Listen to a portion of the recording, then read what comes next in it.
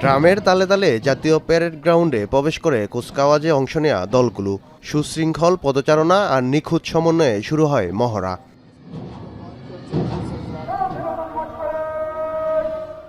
ঘোড়ায় চড়ে আসেন নবম পদাতিক ডিভিশনের জিওসি। মহড়ায় অভ্যর্থনা জানানো হয় প্রধানমন্ত্রীকে।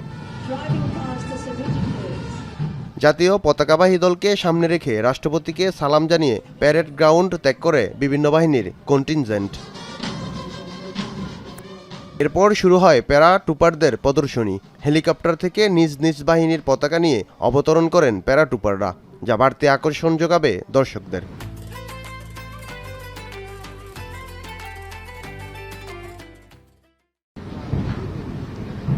কুচকাওয়াজে প্রতিরক্ষা সক্ষমতা, আধুনিক সরঞ্জাম প্রদর্শন এবং বাহিনীগুলোর সমন্বিত দক্ষতা তুলে ধরা হয়। সাজোয়াজান, যুদ্ধবিমান ও বিশেষ কৌশলগত প্রদর্শনী অন্তর্ভুক্ত ছিল মহড়ায়। ২৬ মার্চ মহান স্বাধীনতা দিবসের মূল আয়োজনে উপস্থিত থাকবেন রাষ্ট্রপতি মোহাম্মদ শাহাবুদ্দিন ও প্রধানমন্ত্রী তারেক রহমান। রাষ্ট্রীয় এই অনুষ্ঠান সর্বসাধারণের জন্য উন্মুক্ত থাকবে। ফেরদৌস রহমান, এখন, ঢাকা।